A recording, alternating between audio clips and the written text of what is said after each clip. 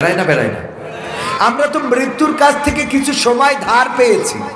আল্লাহ বলছেন আল্লাযী খালাকাল মাউতা ওয়াল হায়াতা লিয়াবলুয়াকুম আইয়ুকুম আহসানু আমালা ওয়া হুয়াল আজিজুল গফুর। আল্লাহ বলছেন আমি সৃষ্টি করলাম মৃত্যু এবং সৃষ্টি করলাম জীবন, মাঝখানে তোমাদের একটু সময় দিয়েছি, স্পেস দিয়েছি। আমি দেখতে চাই কে আমলের প্রতিযোগিতায় এগিয়ে থাকে, আমলের প্রতিযোগিতায়। এবং আমি হলাম পরাক্রমশালী আবার ক্ষমাশীল, আমি ধর্ম আবার ক্ষমাও করবো, এই ইখতিয়ার আছে কার? আল্লাহ চাইলে মারতেও পারেন, বাঁচাতেও পারেন। আল্লাহ যাকে চান তাকে মারেন, যাকে চান তাকে বাঁচান, যাকে চান তাকে সম্মানিত করেন, যাকে চান তাকে অপমানিত করেন। যে চাই ক্ষমতার চেয়ার ধরে থাকবেন, আল্লাহ যদি চেয়ারটাই না রাখেন, পৃথিবীর কোনো শক্তি নাই সেই চেয়ারে তারে বসিয়ে রাখা যায়। 41 সালের আগে চেয়ার ছাড়বে না, কিন্তু 31 সাল আসার আগে আমার বুবু চলে গেল, বলেন ঠিক কিনা? وتعز من تشاء وتذل من تشاء। আল্লাহ যাকে চান তাকে সম্মান দান করেন, আর যাকে চান তাকে বেইজ্জতি করেন। ওগো আমার ভাইরা, যেই লোকগুলো আগে কারাগারে থাকতো, যেই লোকগুলোকে আগে হাতে হ্যান্ডকাপ পরানো হতো, পায়ে ডান্ডা বেড়ি পরানো হতো, যেই লোকগুলো ওপেন ঘুরে বেড়ানো তো দূরের কথা, বাবার জানাজায় পর্যন্ত শরীক হতে পারে নাই, মায়ের কবরের পাশে দাঁড়াতে পারে নাই, এখন সেই লোকগুলো ওপেন ঘুরে বেড়ায়, জনসভা করে, এখন ওপেন কথা বলে, তাদের কথা টেলিভিশনে আসে, নিউজে আসে। আর যারা এতদিন সব দখল করে রেখেছিল সেই আল্লাহর ওলিরা পালিয়ে বেড়ায়, বলেন সুবহানাল্লাহ। সুবহানাল্লাহ পড়া যাবে না? যাবে না। এটাই তো আল্লাহর খেলা। ফেরাউন চেয়েছিল ইব্রাহিমকে আগুনে পোড়াবে, চেয়েছিল না? চেয়েছিল কিনা? পোড়াতে কি পেরেছে? কেন পারে নাই? আল্লাহ রাব্বুল আলামিন গ্রহণ করেছেন। শুকরিয়া আদায় করেছিল কার? দেখেন, শুকরিয়া, আমি সেই শুকরিয়া নিয়ে আলোচনা করতেছি। শুকরিয়া আদায় করলে নিয়ামত কিভাবে পেয়ে যায়। ইব্রাহিম আলাইহিস সালাম মাকে বলল যে আমাদের রবকে, আমাদের স্রষ্টাকে। বললো আমাদের স্রষ্টা হলো তোমাদের বাবা। কয় আমার বাবার স্রষ্টাকে? কয় তোমার বাবার স্রষ্টা হলো ওই যে আমরা যে দেবতাগুলোর পূজা করি, এই যে এইগুলো। বললো ওর স্রষ্টাকে? কয় ওর স্রষ্টা তোমার বাবা। তো তাইলে এটা কেমন হইলো? ওর স্রষ্টা বাবা, মানে ওর উপরে স্রষ্টা নাই, কিন্তু বানাইছে কে? তোমার বাবা। বাবা বানাইলো, এটা আবার কেমন? সে বাবা বানাইলো, সে আবার বাবার স্রষ্টা। যেটা বাবা বানাইলো যে বাবার স্রষ্টা হয় কি? খুঁজতে লাগলেন। ফালাম্মা জান্না আলাইহিল লাইলু রাআ কাওকাবান ক্বালা হাযা রাব্বি। কত সুন্দর করে আল্লাহ রেকর্ড করে দিয়েছেন। এখানে 3-4টা আয়াত আল্লাহর কাছে। আল্লাহ রাব্বুল আলামিন বলছে যে যখন কি করলো ইব্রাহিম আল্লাহকে খুঁজতে থাকলেন, তখন আকাশে একটা তারকা উদয় হতে দেখে বলল এই তারাটাই হলো আমার রব, আমি এই রবকেই অনুসরণ করি। তারার দিকে অপলক দৃষ্টিতে তাকিয়ে আছে। হঠাৎ করে তারা অস্তমিত হয়ে গেল। ইব্রাহিম আলাইহিস সালাম বললেন যা ডুবে যায়, আমি তার প্রতি কখনো আসক্ত হতে পারি না, আমি তাকে রব মেনে নিতে পারি না। ফালাম্মা রাআল কমারা বাজিগান ক্বালা হাযা রাব্বি। হ্যাঁ, এইভাবে পরের আয়াতে আল্লাহ রাব্বুল আলামিন আবার বলছেন যখন দেখলেন যে সূর্য উদিত হয়েছে, তখন বললেন এটাই আমার রব, এটাই আমার স্রষ্টা। আবার চন্দ্র, যখন চন্দ্র উদিত হয়েছে, এটাই আমার রব। যখন চন্দ্র আবার ম্লান হয়ে গেল, সকালে সূর্য উদিত হইলে চন্দ্রের আলো আস্তে করে হারিয়ে গেল, তখন বললো না এটা রব হইতে পারে না। সূর্য দেখে বলল কি বললো? ফালাম্মা রাআশ শামসা বাজিগাতান ক্বালা হাযা রাব্বি হাযা আকবার। হ্যাঁ, আল্লাহ রাব্বুল আলামিন রেকর্ড করে দিয়েছে যে এবার যখন সূর্য উদিত হয়ে গেল, তখন বলল এই সূর্যটাই আমার রব, এটা হলো আরো বড়, তারার চেয়ে চাঁদ বড় ছিল, চাঁদের চেয়ে সূর্য বড়, সুতরাং এটা আমার রব। কিন্তু যখন সূর্য অস্তমিত হয়ে গেল, তখন কি বলল? তখন কি বলল? সবার মুখস্থ আছে, এইটা অন্তত মুখস্থ আছে। ইন্নী ওয়াজ্জাহতু وجهي للذي فطر السماوات والأرض حنيفا وما أنا من المشركين। আমার ইব্রাহিম আলাইহিস সালাম বললেন ওগো আল্লাহ, আমি এখন বুঝতে পেরেছি ওই তারা আমার রব নয়, ওই চন্দ্র আমার রব নয়, ওই সূর্য আমার রব নয়, আমার স্রষ্টা নয়, আমার আল্লাহ নয়। আমি আমার মুখটা ঘুরিয়ে দিলাম তার দিকে। এই আসমান জমিন যিনি সৃষ্টি করেছেন আর এর মধ্যে যা কিছু আছে সব কিছুর স্রষ্টা যিনি, আমি তার দিকে আমার মুখটা করে দিলাম। আমি ঘোষণা করে দিলাম আমি অন্য কোন মুশরিকদের দলের অন্তর্ভুক্ত নই। সুবহানাল্লাহ বলবেন। মাথা নত করলেন কার কাছে? কার কাছে? আল্লাহর কাছে মাথা নত করে দিলেন, মুখটা ঘুরিয়ে দিলেন আল্লাহর কাছে। আগে আমরা এগুলো জায়নামাজের দোয়া হিসাবে পড়তাম, এখন তো এগুলো বেদাতে চলে গেছে। এখন এগুলো নাকি বেদাত। বেদাত বলতে বলতে দাঁত কোনটা খুঁজে পায় না। ভালো কাজ করলেই বেদাত, খারাপ কাজ করলে ওদের নিয়ে কোনো প্রশ্ন নেই। কথা কয় না? নামাজ পড়লে, নামাজ না পড়ে যে ওর কাছে কোনোদিন যাই দাঁড়াতে দেখলাম না। যে পড়ে ওর এসে বলে হাত কপালের পরে বাঁধ। ঠিক না বেঠি? এক ইমাম সাহেব এক মসজিদে যেয়ে বুঝতে পারলো যে এখানে যখন পাওয়ারে আসে একবার আহলে হাদিস যারা ওরা পাওয়ারে আসে, একবার মাযহাবপন্থী যারা তারা পাওয়ারে। মাযহাব আল্লাহ মাযহাব দুই দলের লড়াই চলে। যখন যারা পাওয়ারে আসে সেই দলের ইমাম থাকে আর ওদের গোলমাল হয় হাত বাঁধা নিয়ে, আমিন জোরে বলা আসতে বলা নিয়ে। ইমাম সাহেব বুঝে উনি যেয়ে নামাজে দাঁড়াইল, আল্লাহু আকবার, কপালের পরে হাত বাইতেছে। সবাই তো দেখি অবাক যে এতদিন তো তাও ইমাম যা রাখিছি উপর নিচে বাইতো, নামির একটু উপরে উঠতো না, একটু নিচে নামতো, আজকে ডাইরেক্ট কপালের পরে উঠাই ফেলাইছে হাত। ইমামের নামাজ শেষে বলছে যে হুজুরে করলেন কি? তো কি করলাম?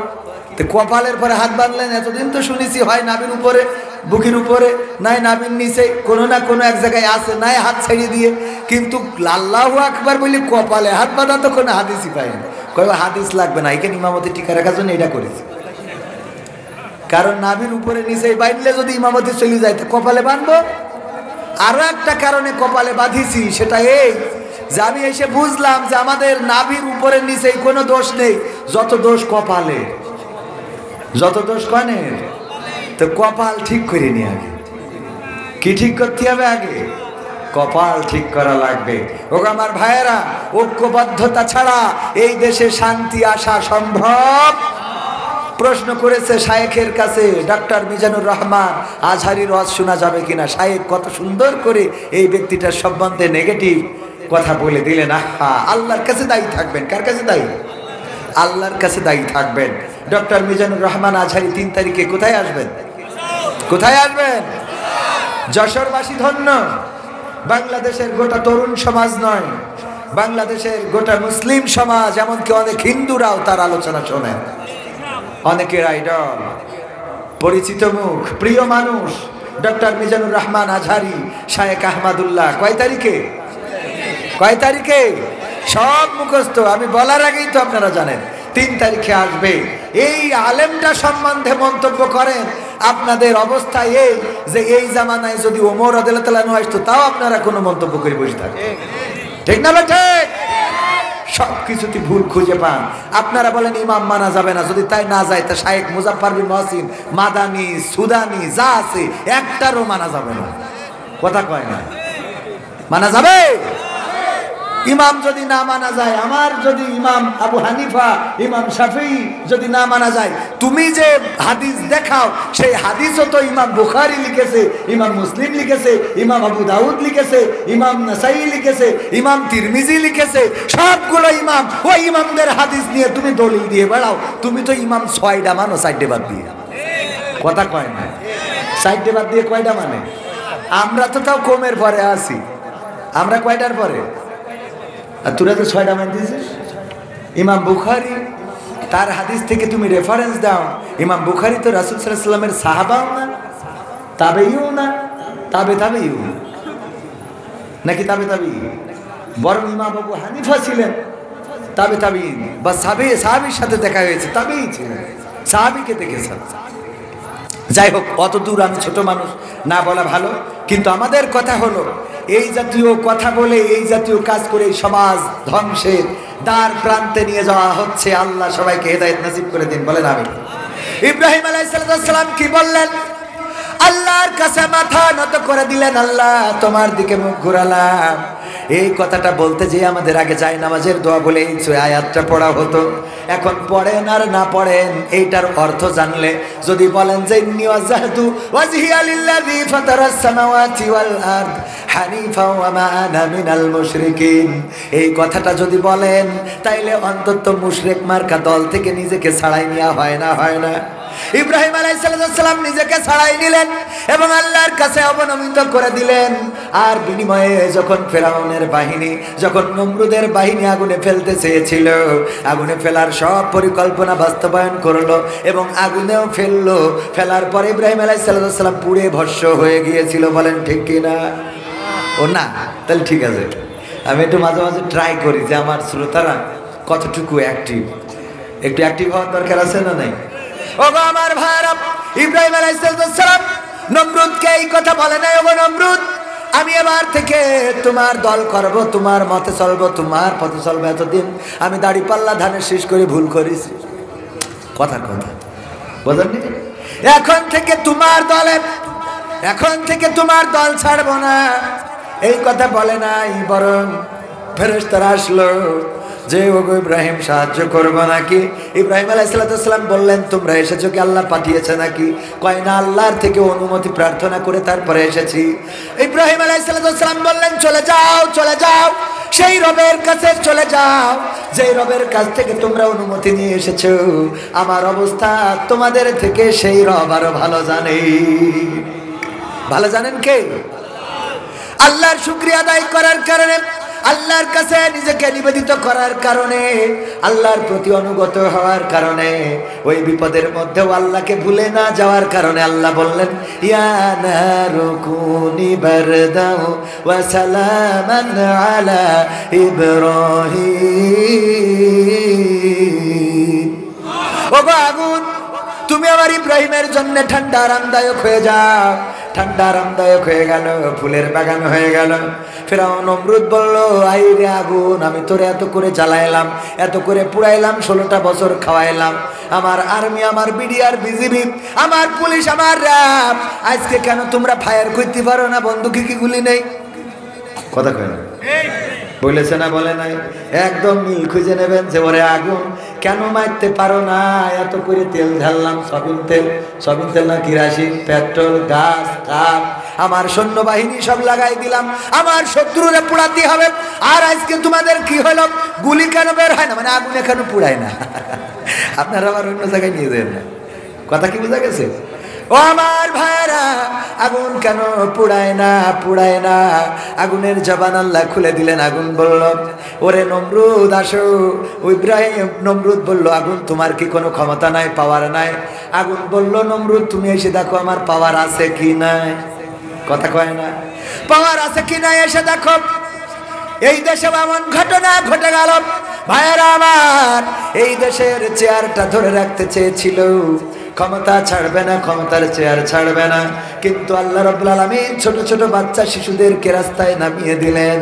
আর ছোট ছোট বাচ্চা শিশুরা তারা বুক পেতে দিয়ে বলল আমি আবু সাইদ হতে চাই, আমি মুগ্ধ হতে চাই। আর তাদের বুকের উপরে গুলি আর চালানোর মতো বন্দুক কে কাজ করেছে? আর কাজ করে নাই, যতটুকু করেছে ওই জায়গায় স্টপ হয়ে গেল। তারপরে নিজেদের দেশ ছেড়ে চলে যাওয়া লাগলো। আমার ভাইরা, এই জন্য নিবেদিত প্রাণ হতে হবে আল্লাহর কাছে। যদি আল্লাহর কাছে নিবেদিত প্রাণ হতে পারেন, বিপদে পড়লে, মুসিবতে পড়লেও প্রশান্তি আছে না নাই? প্রশান্তি আছে না নাই? আল্লামা সাঈদী কত বছর ছিলেন কারাগারে? 13 বছর। কত বছর? টেকনাফ থেকে তেতুলিয়া, রূপসা থেকে পাথুরিয়া, একটি নামে সবাই যাকে চেনে। এক দুইজন নয়, 1.5 শতাধিক মানুষ জীবন দিল শুধু জারি প্রেমে। সেই মানুষের মুক্তি চেয়ে যেতাম আমি গান গে, সেই মানুষের মুক্তি চেয়ে যেতাম আমি গান গে। সেই মানুষটি নাই দুনিয়ায় নাই, আজ আর মুক্তি চাওয়ার নাই প্রয়োজন নাই রে, আজ আর আমার গানের নাই প্রয়োজন নাই, আজ আর মুক্তি চাওয়ার নাই প্রয়োজন নাই গো, আজ আর আমার গানের নাই প্রয়োজন নাই। আল কোরআনের মধুর বাণী বলতো সুরে সুরে, নবীর বাণী পৌঁছে দিত বিশ্বটাতে ঘুরে। আল কোরআনের মধুর বাণী বলতো সুরে সুরে, নবীর বাণী পৌঁছে দিত বিশ্বটাতে ঘুরে। তার মুখের বয়ান শুনে হতো মুসলমান, বুকের সাথে বুক মিলিয়ে ধন্য কত প্রাণ। সেই মানুষের মুক্তি চেয়ে যেতাম আমি গান গে, সেই মানুষের মুক্তি চেয়ে যেতাম আমি গান গে। সেই মানুষটি নাই দুনিয়ায় নাই, আজ আর মুক্তি চাওয়ার নাই প্রয়োজন নাই গো, আজ আর আমার গানের নাই প্রয়োজন নাই, আজ আর মুক্তি চাওয়ার নাই প্রয়োজন নাই রে, আজ আর আমার গানের নাই প্রয়োজন নাই। লাখো লোকের সমাগম হতো তার সে মাহফিলে, এসব দেখে আবু জাহেলের কলিজা যেত জ্বলে। ঠিক না বেঠে? লাখো লোকের সমাগম হতো তার সে মাহফিলে। আজকে মিজানুর রহমান আজহারি ভাইয়ের মাহফিলে যে পরিমাণ লোক হচ্ছে, আল্লাহর ওলিরা থাকলে মাথা নষ্ট, মানে কাপড় নষ্ট করে ফেলতে। ঠিক না বেঠে? ঠিক না বেঠে?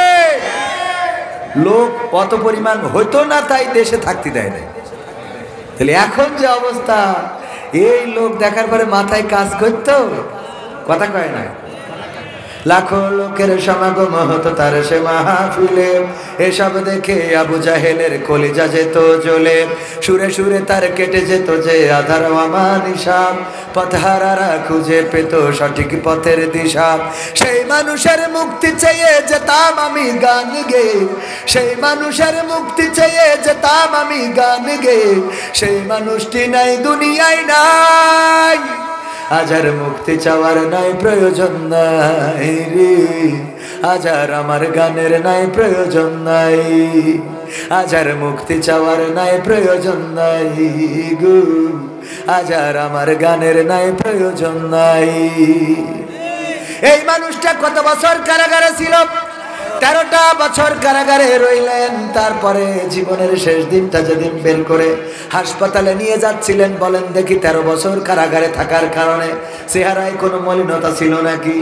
চেহারার মধ্যে কোনো দুশ্চিন্তা ছিল নাকি? কোনো রোগগ্রস্ত এমন বোঝা গেছে নাকি? বরং সুস্থ মানুষটাকে কারাগার থেকে বের করে নিয়ে হাসপাতালে ইনজেকশন পুশ করে শহীদ করা হলো। ওগো আমার ভাইয়েরা, অথচ এখন যেসব আল্লাহর ওলিদের ধরা হচ্ছে, ধরার পরে চেহারা দেখে চিনা যায় না। ঠিক না বেঠে?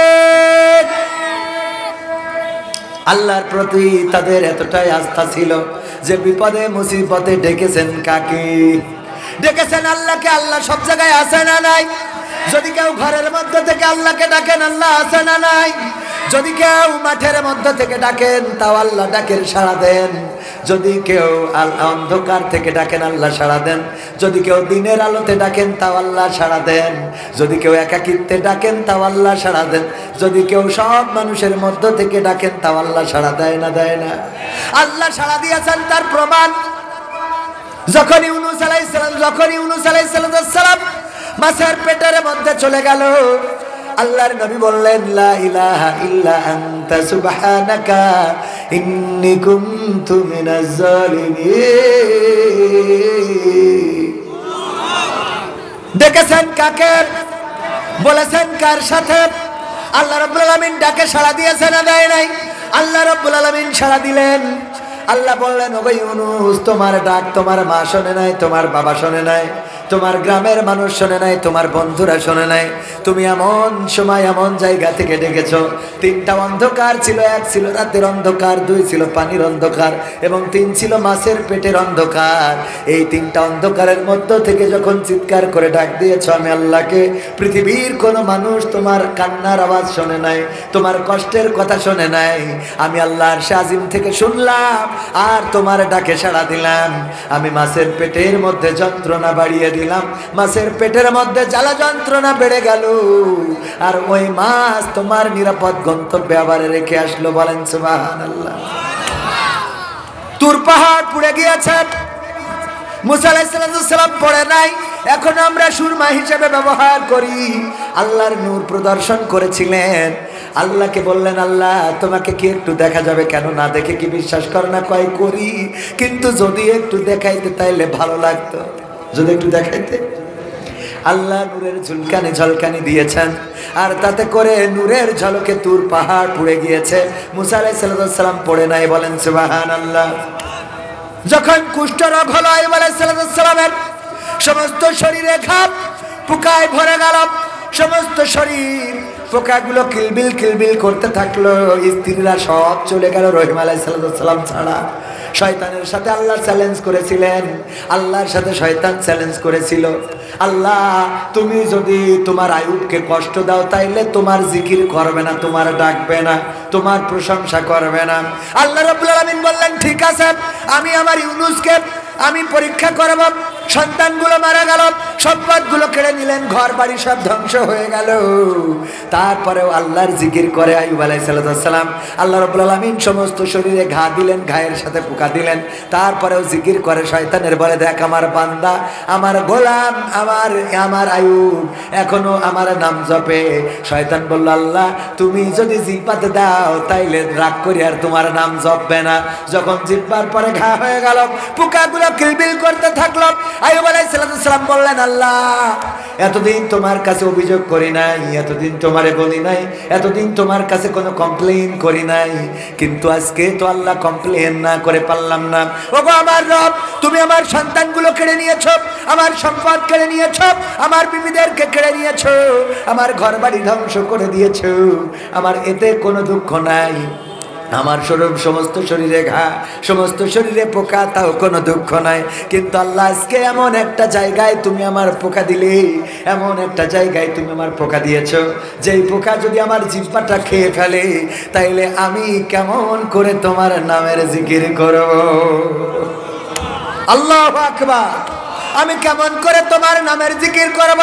ওগো আল্লাহ, তোমার জিকির করার তৌফিক দাও, সব ধ্বংস করে দাও, কিন্তু জিহ্বাটাকে বাঁচিয়ে রাখো, যেন তোমার জিহ্বা, তোমার দেওয়া জিহ্বা দিয়ে একটু আল্লাহ আল্লাহ বলে ডাকতে পারি, যেন সুবহানাল্লাহ বলতে পারি, যেন আলহামদুলিল্লাহ বলতে পারি। আল্লাহ রাব্বুল আলামিন শয়তানকে বললেন, ওগো শয়তান, আমার আইয়ুবকে সব পরীক্ষা করা হয়ে গেল, তার জিহ্বায় পোকা দিলাম, সে আমার ডাকার জন্য জিহ্বাটাও ধ্বংস করে দিতে নিষেধ করে দিয়েছে। সুতরাং শয়তান তুমি হেরে গেছো, আমার বান্দা আমার জিকির করবে, আমার শুকরিয়া আদায় করবে, আমার প্রতি কৃতজ্ঞ থাকবে, এই হলো আমার বান্দা। বলেন সুবহানাল্লাহ। আল্লাহকে ডাকবেন, আল্লাহ সাড়া দিবেন। এমন ভাবে অসংখ্য ঘটনা আছে, আল্লাহকে চেয়েছে যারা, আল্লাহকে পেয়েছে তারা। শিল্পী গানে গানে বলেছে, বলবো কেউ বলে বলুক তোমায় চেনা বড় কঠিন দায়, কেউ বলে বলুক তোমায় চেনা, তোমার প্রেমে যে মজেছে মাওলা, তোমার প্রেমে যে মজেছে মাওলা, প্রেমে ডুবে মরেছে, কেউ বলে বলুক তোমায় চেনা বড় কঠিন দায়, কেউ বলে বলুক তোমায় চেনা। ইব্রাহিমকে হাত পা বেঁধে নমরুদ মনের জ্বালা মিটাতে সিটকে দিল আনালো কূপে, ঠিক না বেটি? ইব্রাহিমকে হাত পা বেঁধে নমরুদ মনের জ্বালা মিটাতে সিটকে দিল আনালো কূপে, তুমি সেই অনলে ফুল ফুটাইলে, সেই অনলে ফুল ফুটাইলে, নিখুঁত কলা কৌশলে, কেউ বলে বলুক তোমায় চেনা বড় কঠিন দায়, কেউ বলে বলুক তোমায় চেনা। ইসমাইলের গলা খান দুভাগ হবে ভেবে স্বামী, অবলারে করলা কুরবানি। কি মিক্সার নিয়ে আসেন যে কোনো এখানে বাড়ি টাড়ি কিছু দেয় না, এটা রিভার দেন, গানের সময় একটু ডিলে দেন, মেশিন নিয়ে আসবেন, কাজ হবে না তো আনার দরকার কি?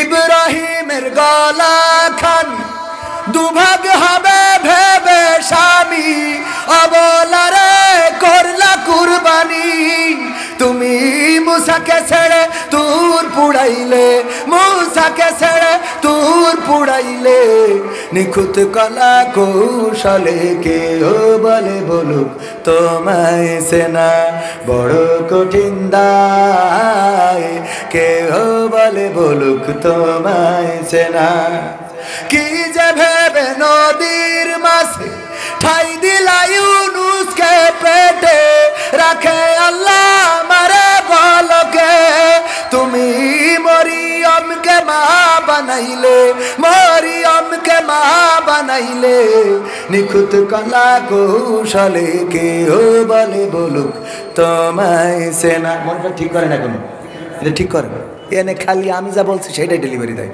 কে ও বলে বলুক তোমায় সেনা বড় কঠিন দায় কে ও বলে বলুক তোমায় সেনা তোমার প্রেমে যে মজে সে মাওলা তোমার প্রেমে যে মজে সে মাওলা প্রেমে ডুবে মরছে কে ও বলে বলুক তোমায় সেনা মারহাবা বলা যাবে না আল্লাহকে চিনেছিলেন আল্লাহকে ডেকেছিলেন আল্লাহকে পেয়েছিলেন শুধু নবীরা ওলিরা পেয়েছেন তা না বর্তমান সময়ে আপনারা যদি দেখেন বায়েজিদ বোস্তামি শাহজালাল এমনি আল্লাহর আউলিয়াগণ আল্লাহকে যেভাবে চেয়েছে তারা পেয়েছে আল্লাহকে ডেকেছে তারা পেয়েছে গৌর গোবিন্দ চেয়েছিল হিন্দুরা তারা গরুকে দেবতা মানার কারণে বুরহানুদ্দিনের হাত কেটেছিল আর ছোট্ট বাচ্চা শিশুটাকে হত্যা করেছিল ওগো আমার ভাইয়েরা ওই সময় যতগুলো হিন্দু পরিবার ছিল তাদেরকে হত্যা করেছিল শাহজালাল এসে অল্প কয়েকজন লোক নিয়ে ঢুকেছিল গৌর গোবিন্দের রাজপ্রাসাদে আর গৌর গোবিন্দ পিছনের দরজা দিয়ে হেলিকপ্টার তো ছিল না তখনকার সময়ে যে বাহন ছিল তাতে করে পালাই গেছে আর বাংলার জমিনে দেখা যায় তেমনি ভাবে মিলাই নেন এখনকার সময়ও ঘটে না কথা কয় না ক্ষমতায় কেউ স্থায়ী হয় না হোক না সে হাসিনা কিবারে না সে আরটা চিরকাল থাকে না ঠিক না বেঠে ক্ষমতায় কেউ স্থায়ী হয় না মুজিবুর বেশি দিন থাকেনি জিয়াউর কেউ তো রাখেনি মুজিবুর বেশি দিন থাকেনি জিয়াউর কেউ তো রাখেনি এরশাদ চলে গেছে পৃথিবী ছেড়ে এরশাদ চলে গেছে পৃথিবী ছেড়ে কেউ আজ তার কথা কয় না ঠিক না বেঠে ক্ষমতায় কেউ স্থায়ী হয় না হাসিনা ক্ষমতা ধরে রাখতে আয়না ঘর বানিয়েছিল জনগণের রোশানলে দাদার দেশে পালিয়ে গেল হাসিনা ক্ষমতা ধরে রাখতে আয়না ঘর বানিয়েছিল জনগণের রোশানলে দাদার দেশে পালিয়ে গেল ডিবি হারুনের পাশে আর ডিবি হারুনের পাশে আর পরিমণিদের দেখা যায় না ঠিক না বেঠে এখন কি তাদের দেখা যায় না দেখা যায় না তারাও আসে না আবার এরাও যাওয়ার সুযোগ নাই যতদিন সুযোগ ছিল ততদিন যেভাবে পেরেছে যেভাবে চেয়েছে একে অপরের সাথে দেখা করেছে দেখা হয়েছে ওগো আমার ভাইয়েরা এই বাংলার জমিনে জুলুম করে নির্যাতন করে বাংলার জমিন শুধু নয় আল্লাহর জমিনে পার পাওয়া যাবে না কারণ আল্লাহ রাব্বুল আলামিন যখন কেউ জুলুমের সীমা অতিক্রম করে তখন তার রহমত বর্ষণ করে দেন বলেন সুবহানাল্লাহ আবাবিল পাঠিয়েছিলেন কার ধ্বংস করার জন্য কার আব্রাহা কারণ কি মক্কা ধ্বংস করতে এসেছিল ওই সময় মক্কাবাসী আব্রাহার সৈন্যের সামনে দাঁড়াবে এই ক্ষমতা ছিল না এইজন্য আব্দুল মুত্তালিব কাবার দরজায় হাত রেখে বলেছিল ওগো কাবার মালিক তোমার কাবা তুমি রক্ষা করো আমার সেই ক্ষমতা নাই যে ক্ষমতা দিয়ে বাদশা আব্রাহার পাশে দাঁড়াবো তার প্রতিবাদ করব আল্লাহ রাব্বুল আলামিন রক্ষা করেছে না করে নাই কি পাঠিয়েছিলেন? আবাবিল। বর্তমান সময়ে মনে করেন না যে শেখ হাসিনার কথা বলছি, আপনার গ্রামেও কোনো জুলুমবাজ থাকলে দেখবেন যে তার মৃত্যু হবে এমন, তার পরিস্থিতি হবে এমন যে এক সময় মানুষ কুত্তাকে মূল্যায়ন করবে কিন্তু তাকে নয়।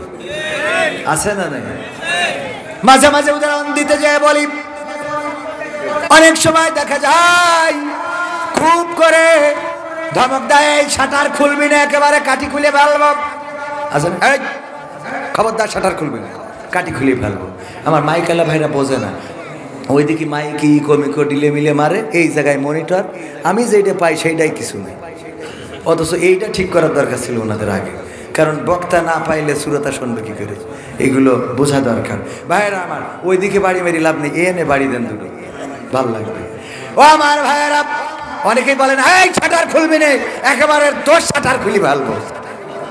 হঠাৎ যদি আল্লাহ এক পাশ আউট করে দেয় নেটওয়ার্কের বাইরে, এরকম হয় না? এটারে কি বলে? প্যারালাইজড। কি বলে? পরের দিন দোকানদার যেয়ে যদি বলে যে ভাই আপনি তো শাটার খুলতে মানা করেছেন, তা আসিছি আপনার কাছে, শাটার কি খুলবো নাকি আপনি আমার শাটার খুলবেন? ওর তো এক পাশ কি হয়ে গেছে,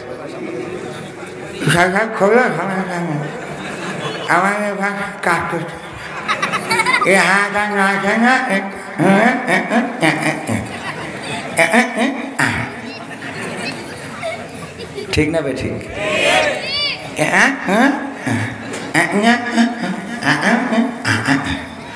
মানে আমি হাতে খাতু পাচ্ছি না, পাশ পড়িয়ে শেষ। কথা কি বোঝা গেছে? তাই না সভাপতি সাহেব? একদম ঠেস করে এক সাইড দিলি শেষ। তো এত ক্ষমতার বড়াই দেখায় লাভ আছে? রূপের বড়াই করিস না রে, রূপ চিরদিন থাকে না। রূপের বড়াই করিস না রে, রূপ চিরদিন থাকে না। নিজের মুখটা দেখা একদিন হইবে রে তোর যন্ত্রণা। নিজের মুখটা দেখা একদিন হইবে তোমার যন্ত্রণা।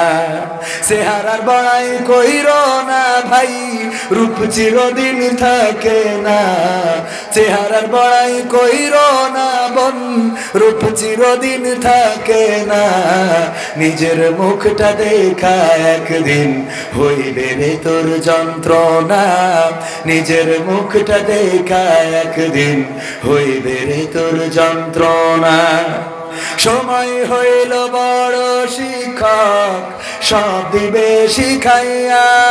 সুখের জীবন থাকবে না রে, দেখবে না কেউ চাইয়া।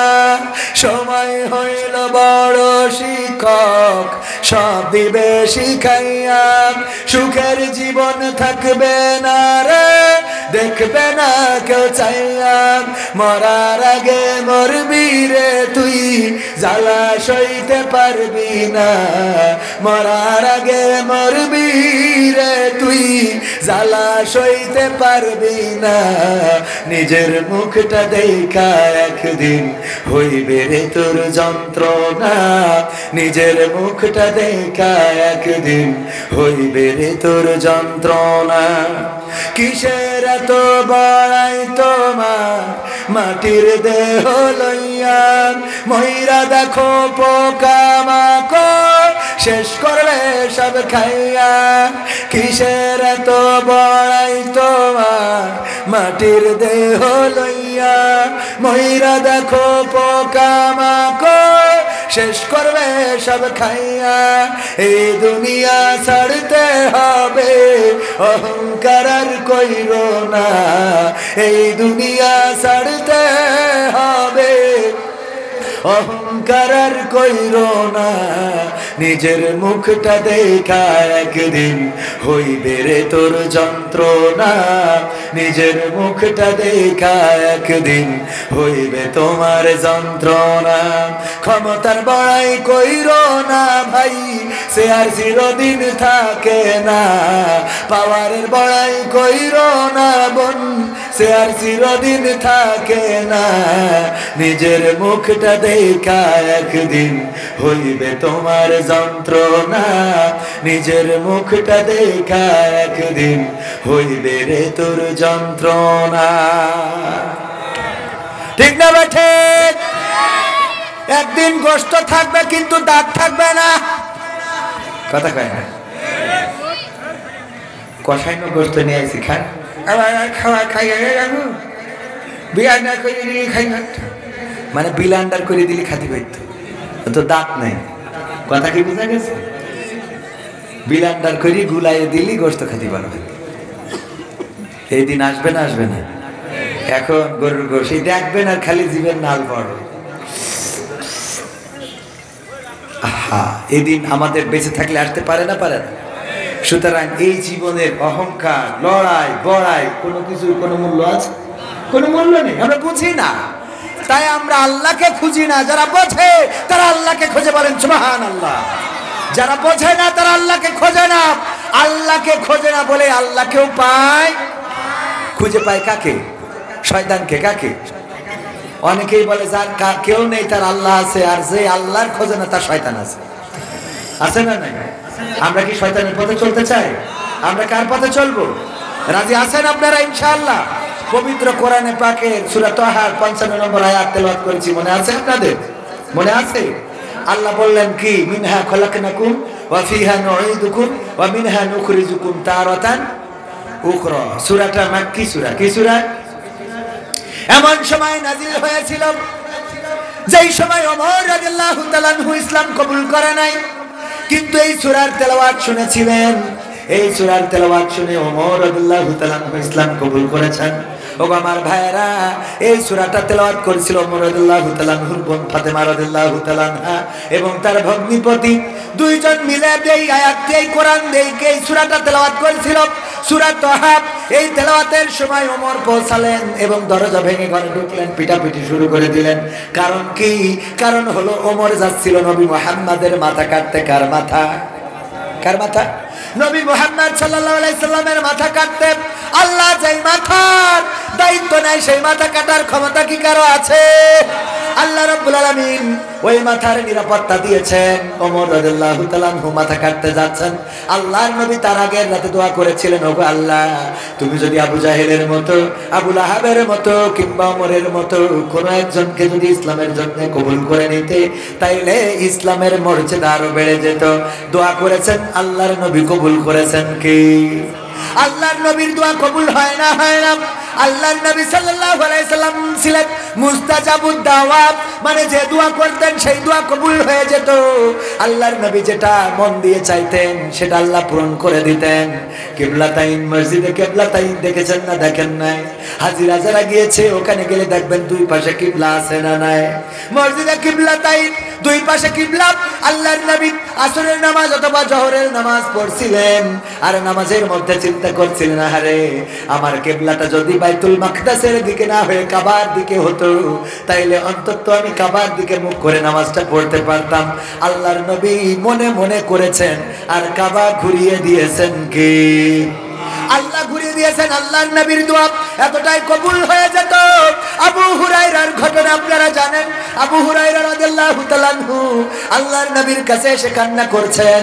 আল্লাহর নবী বললেন, ওগো আবু হুরায়রা, এত রাতে তুমি কেন এসেছো? কেন কান্নাকাটি করো? আবু হুরায়রা, ঘটনাটা কি?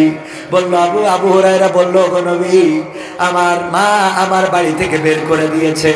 আমার মা আমার বাড়ি থেকে বের করে দিয়েছে। কারণটা কি? কারণ হলো আমি আপনার দরবারে এসেছিলাম, গভীর রাত হয়ে গেছে। আপনার দরবার থেকে ফিরতে আমার মা মুশরিকা। আমার মা বলল, কোথায় গিয়েছিলে? আমি বললাম, নবী মুহাম্মাদের দরবারে গিয়েছিলাম।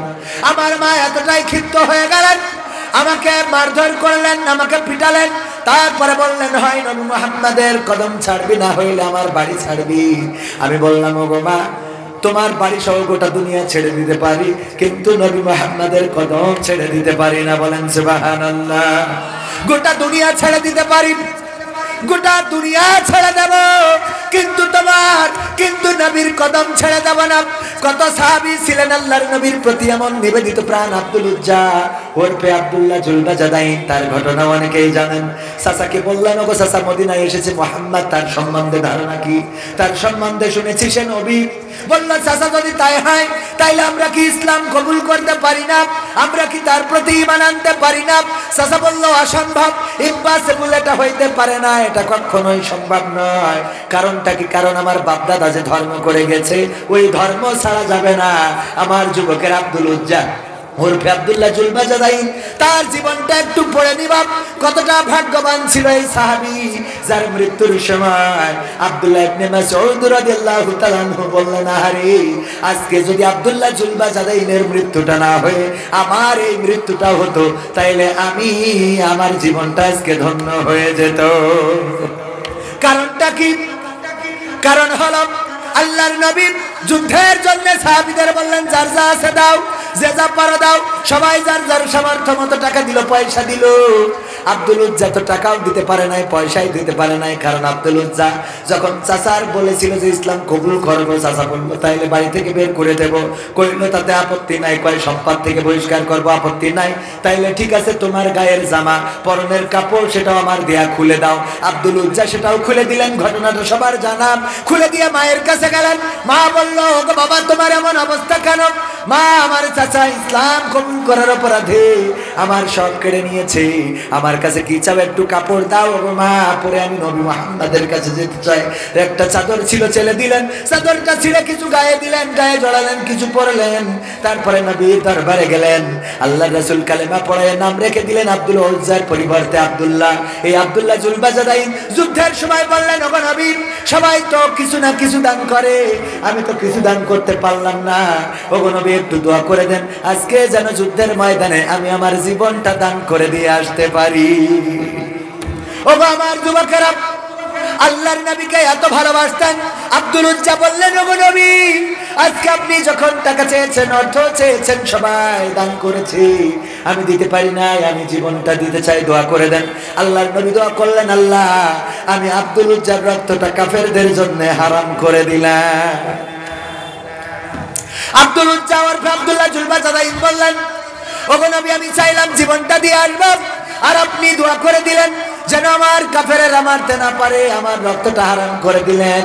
আল্লাহর নবী বললেন, আব্দুল্লাহ জুলবাজাদাইন, শোনো, তুমি যদি এরপরে বিছানায় শুয়ে থেকেও মারা যাও, জ্বরে ভুগেও মারা যাও, তোমার মৃত্যুটা আল্লাহ রাব্বুল আলামিন শাহাদাতের মৃত্যু হিসেবে কবুল করে নিবি। সত্যি আব্দুল্লাহ জুলবাজাদাইন জ্বরে ভুগে মারা গেলেন। আল্লাহর নবীর কাছে খবর আসলো, ওগো নবী, তাবুতে মারা গিয়েছে আব্দুল্লাহ জুলবাজাদাইন, যে ইসলাম কবুল করার কারণে পরনের কাপড়টাও আনতে পারে নাই। আপনার কাছে এসেছিল, শহীদ হবে তাই দোয়া করতে বলেছিল। ওই সাহাবীটা আজকে ইন্তেকাল করেছেন। ওগো নবী, আল্লাহর নবী বললেন, ওগো আমার সাহাবীরা, তার জানাজা রেডি করো। তোমরা তোমাদের ভাইয়ের সাথে খারাপ আচরণ করো না, তাকে খুব আলতোভাবে ভালোভাবে তার জানাজাটা রেডি করো। আল্লাহর নবীর আদেশ মতো সাহাবীরা জানাজা রেডি করলেন। বিশ্ব নবী সাল্লাল্লাহু আলাইহি সাল্লাম জানাজা শেষে নিজেই কবরের মধ্যে নেমে গেলেন। আব্দুল্লাহ ইবনে মাসউদ বললেন, এই মৃত্যুটা যদি আমার হতো, জীবনটা ধন্য হতো। তার কারণ হলো আল্লাহর নবী শুধুমাত্র কবরে নামেনি নাই, যখন লাশটা বয়ে এনেছিল আবু বকর এবং ওমর রাদিয়াল্লাহু তাআলা আনহু দুইজনে লাশটা বয়ে এনেছিল কবরের কাছে, এবং আলো ধরেছিল। বেলাল রাদিয়াল্লাহু তাআলা আনহু, ইসলামের প্রথম মুয়াজ্জিন বেলাল, আলো ধরে দাঁড়িয়েছিল কবরের কাছে। আর বিশ্ব নবী কবরের মধ্যে শুধু নিজে ধরে নামানি নাই, বরং কবরে নামিয়ে মুখটা কিবলার দিকে করে দিয়ে আল্লাহর কাছে দুটি হাত তুললেন। ওগো আমার রব, আজ সন্ধ্যা পর্যন্ত আমি আব্দুল্লাহ জুলবাজাদাইনের পরে সন্তুষ্ট ছিলাম। আমি আব্দুল্লাহ জুলবাজাদাইনের পরে আজ সন্ধ্যা পর্যন্ত সন্তুষ্ট ছিলাম। আল্লাহ, তুমি আমার আব্দুল্লাহ জুলবাজাদাইনের উপরে সন্তুষ্ট হয়ে যাও। আল্লাহর নবী নিজ হাতে কয়েকজনকে দাফন করেছেন, কয়েকজনের লাশ কবরে নামিয়েছেন। তার মধ্যে ভাগ্যবান সাহাবী হলো আব্দুল্লাহ জুলবাজাদাইন, যার লাশটা আল্লাহর রাসূল নিজে হাতে কবরে শুধু নামানি না, বরং আল্লাহর রাসূল দোয়া করেছেন, ওগো আল্লাহ, আমি আমার আব্দুল্লাহ জুলবাজাদাইনের পরে সন্তুষ্ট, তুমি সন্তুষ্ট হয়ে যাও। এমন সাক্ষী যদি নবী দেয়, বলেন এই সাহাবীর আর কি জান্নাত পাইতে কোনো বাধা থাকে নাকি? ওগো আমার যুবকেরা, কার প্রেমে মত্ত হয়েছো, কার প্রেমে পাগল হয়েছো? কোন নেতার পিছনে ঘুরে বেড়াও? লাভ নাই, লাভ নাই। তোমার নেতা তো এমন, যখন বিপদে পড়েছে যার রাস্তা সেই দিকে পালিয়ে গিয়েছে। আর আমার নেতারা রাজপথে থাকে, কোরআনের পক্ষে যারা থাকে তারা নিজেরাই সেনাপতি হয়ে নেতৃত্ব দেয়, লড়াই করে, নিজেরা ফাঁসির কাষ্ঠকে বরণ করে নেয়, কিন্তু কর্মীর নিরাপত্তায় নিজেরা কখনো কুণ্ঠা বোধ করে না, কার্পণ্য বোধ করে না। বলেন ঠিক কিনা? আল্লাহর নবী সাল্লাল্লাহু আলাইহি সাল্লাম সেটাই শিক্ষা দিয়েছেন। তায়েফের ময়দানে নিজেই রক্ত ঝরিয়েছেন। আল্লাহর নবীর রক্ত ঝরেছে, পাতা পায়ের জুতা পর্যন্ত আটকে গিয়েছে। রাসূল আমার রক্তগুলো নিয়ে শরীরে মেখেছেন। সাথে ছিল পালক পুত্র যায়েদ। বলল, নবী, এই রক্ত তো আপনার শরীরে ঢুকবে না, কেন আপনি আবার এই রক্তগুলো গায়ে মাখেন? আল্লাহর নবী বললেন, ও আমার সন্তান, তুমি জানো না এই জমিনের উপরে আমার রক্ত ঝরেছে? আল্লাহ যেন আমার রক্ত দেখে জমিনের উপরে কোনো গজব নাজিল না করে দেয়। ফেরেশতারা এসে বলল, ও নবী, আপনি যদি অনুমতি দেন, দুই পাশে পাহাড় দাঁড়ানো, এই পাহাড় দিয়ে গোটা তায়েফের সব কাফেরকে নিশ্চিহ্ন করে দিতে চায়। আল্লাহর নবী বললেন, ফেরেশতারা, তোমরা যদি কাফেরদেরকে ধ্বংস করে দাও, তাইলে আমি নবী হয়ে আসার দরকারটা কি? আমি কেন আসলাম? আমার কাজটা কি? আমার দায়িত্বটা কি? আমি কার কানে পৌঁছে দেব কালেমার বাণী? সুতরাং তাদের পরে না খোশ হইও না। আল্লাহর কাছে ফরিয়াদ করলেন, আল্লাহ, হয়তো আমি তোমার দায়িত্ব পালনে এখনো যোগ্য হতে পারি নাই, এখনো হয়তো তোমার বান্দারা শুনবে এমন মেসেজ আমি দিতে পারি নাই। আল্লাহ, তুমি আমার অযোগ্যতা ক্ষমা করে দাও। তুমি আমার যোগ্য দাওয়াত দেওয়ার তৌফিক দাও, যে দাওয়াত পেয়ে যেন তোমার বান্দারা কালেমার পতাকা তলে একত্র হয়ে যায়। ওগো আমার ভাইয়েরা, উহুদের ময়দানে দান্দান মুবারক শহীদ হয়েছে, মাথার হেলমেট ভেঙে মাথায় ঢুকে গিয়েছে। আল্লাহর নবী বেহুশ হয়েছে।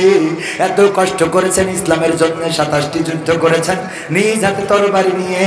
আর আমরা রাসূলের সুন্নাত মানি খাওয়ার শেষে মিষ্টি খাওয়া আর মুখে দাড়ি রাখা, জুব্বা পরা, টুপি পরা, এর বাইরে আমাদের যে আরো কিছু দায়িত্ব আছে এইগুলো মানতে রাজি না। ঠিক না ঠিক? দাড়িতে সুন্নাত, টুপিতে সুন্নাত, পোশাকেও সুন্নাত আছে, পাথরের আঘাত খাওয়া সেটা যে সুন্নাত, কেন মনে হয় না তোমার কাছে? কেন মনে হয় না তোমার কাছে? নবীর প্রেমে তুমি দাওয়াতে তাবলীগ ধারণ করেছো বুকে, সেই তুমি আজ কেন জুলুমের প্রতিবাদে আওয়াজ তোলো না মুখে? ঠিক না বেটে? নবীর প্রেমে তুমি দাওয়াতে তাবলীগ ধারণ করেছো বুকে, সেই তুমি আজ কেন জুলুমের প্রতিবাদে আওয়াজ তোলো না মুখে?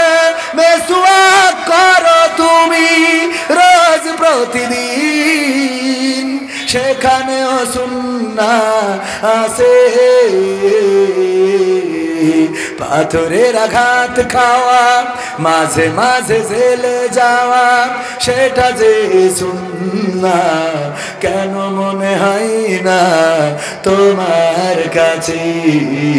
কেন মনে হয় না তোমার কাছে? মিলাদুন নবীতে বড় সোচ্চার তুমি, নাকি দেখানো লোক? সেই তুমি জানলে না আমার রাসূল ছিলেন সফল রাষ্ট্রনায়ক। বিশ্বাস হলো না আপনাদের? হ্যাঁ, খালি শেখ হাসিনা রাষ্ট্রনায়ক ছিল, বঙ্গবন্ধু, বাইডেন, ডোনাল্ড ট্রাম্প। হ্যাঁ, তাহলে যারা ঠিক বলেননি, আল্লাহ কি জবান বন্ধ করে দিয়েছে না ইচ্ছা করে বন্ধ রাখিছেন? কোনটা? কথাটা যদি ঠিক হয় তাহলে ঠিক বলেন, যদি বেঠিক হয় তাহলে বেঠিক বলেন। সামনে থাকতে হবে, প্রতিবাদ করতে হবে। হুজুর বললি সুবহানাল্লাহ বলি, আলহামদুলিল্লাহ বলি চলে যাওয়া যাবে না। হুজুর যদি বেঠিক বলে কি বলবেন? হুজুর এটা আপনি বেঠিক বলেছেন। আমি তো বড় হুজুর না, পরেরটার বললাম যেটা আসতেছে। ছোট মানুষ একটু ভুল হতেই পারে, ঠিক না? ঠিক না বেঠিক? আমার ভুল হলে কিছু মনে করতে না, এলাকাছে বুঝলে, হ্যাঁ নিজেদের সন্তান। আমি আমার স্যারের জন্য আইছি না, এলাকায় দাওয়াত নিয়ে লোক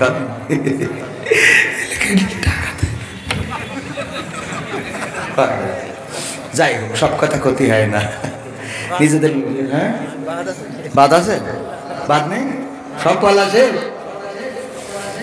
ওর গুড়ি ইন্দুর পড়িছে, আমি তোমার সাথে বললে কোনো লাভ আছে? আমার বলছে ভাই গুড়ি ইন্দুর পড়িস, কারোর যেন না বলি, আমি বলবো খের জন্য। ওর গুড়ি ইন্দুর পড়িস আমি বলে লাভ ডাকি? হ্যাঁ যাই হোক ভাইরা আমার, মিলাদুন নবীতে বড় সোচ্চার তুমি, নাকি দেখানো লোক? সেই তুমি জানলে না আমার রাসূল ছিলেন সফল রাষ্ট্রনায়ক। ওহুদের ময়দানে দাঁত ভাঙা ঘটনা তোমার কিতাবে কি আছে? পাথরের আঘাত খাওয়া, মাঝে মাঝে রিমান্ডে যাওয়া, সেটা যে সুন্নাহ কেন মনে হয় না তোমার কাছে? কেন মনে হয় না তোমার কাছে? ঠিক না বেঠে? যদি কেউ দাঁড়িয়ে রাখে কেউ প্রতিবাদ করবে না, দাঁড়িয়ে রাখা নিয়ে কেউ কমপ্লেইন করবে না। যদি কেউ টুপি পরে তাও কমপ্লেইন করবে না, জুব্বা পাগায় দেয় কমপ্লেইন করবে না। যদি কেউ খাওয়ার শেষে মিষ্টি খায় কিছু বলবে না, মেসওয়াক করে কিছু বলবে না। কিন্তু আমার নবীকে আল্লাহ রাব্বুল আলামিন পাঠালেন আর সূরা সফে বলে দিলেন, হুয়াল্লাযী আরসালা রাসূলাহু বিল হুদা ওয়া দীনিল হক লিইয়ুযহিরাহু আলাদ দীনি কুল্লিহি ওয়ালাউ কারিহাল মুশরিকুন। আমার আল্লাহর নবীকে আল্লাহ বললেন আমি রাসূলকে পাঠালাম। শুধু নবীকে বলেননি, এই কোরআন কিয়ামত পর্যন্ত থাকবে, আর কিয়ামত পর্যন্ত যারা আসবে তাদেরকে জানিয়ে দিলেন, শুনে নাও গো আমার বান্দারা, আমি রাসূলকে দিনে হক সত্য দিন সহকারে পাঠালাম এবং কি করলাম? হেদায়েত দিয়ে হেদায়েত সহকারে সত্য দিন সহকারে পাঠিয়ে দিলাম, যেন তিনি সব দলের উপরে, সব ধর্মের উপরে, সব মতের উপরে আমি আল্লাহর দিনকে বিজয়ী করে দেখাই। দায়িত্বটা দিয়েছেন কে? আল্লাহর দেওয়া দায়িত্ব। এবার দেখেন এই সমাজে নামাজ পড়তে বলা লোকের অভাব নাই, রোজা রাখতে বলা লোকের অভাব নাই, যাকাত দিতে বলা লোকের অভাব নাই, হজ করতে যাওয়া বলা লোকের অভাব নাই। কিন্তু আগামী কালকে 31st নাইট আসছে না? আসছে না? খেলা হবে, কুপাকুপি চলবে। এই ডিজে কে বাজিয়েছে? কালকে ডিজে কুপাকুপি আছে না নাই? এমন বাড়ি দেবে না গান শোনা যায় না কিছু শোনা যায়, ঘরের দেয়াল পর্যন্ত কেঁপে ওঠে।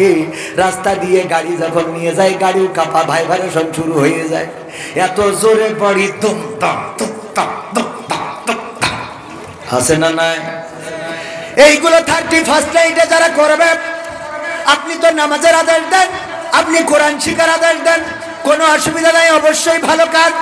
এই ভালো কাজের পাশাপাশি খারাপ কাজে বাধা দেওয়ারও তাগিদ আছে না নাই?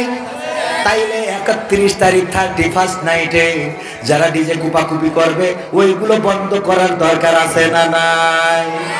গ্রামের মুসল্লিরা নামাজ শেষে চলে যাবে, যেই গ্রামে ডিজে বাজতে পারে না, তোমার এই ডিজে বাজানোর অধিকার কে দিয়েছে? যদি তুমি বাজাও, বাজাতে পারো, তোমার ঘরে যাও, তোমার ঘরে যেয়ে বাজাও, তুমি শোনো, কোনো অসুবিধা নাই।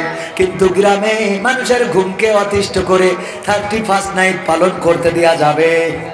আর যে সব যুবকেরা পালন করে তাদেরকে বলতে চাই, ওগো যুবকেরা, একবারও কি চিন্তা হয় না তোমার জীবন থেকে একটা বছর হারিয়ে গেল?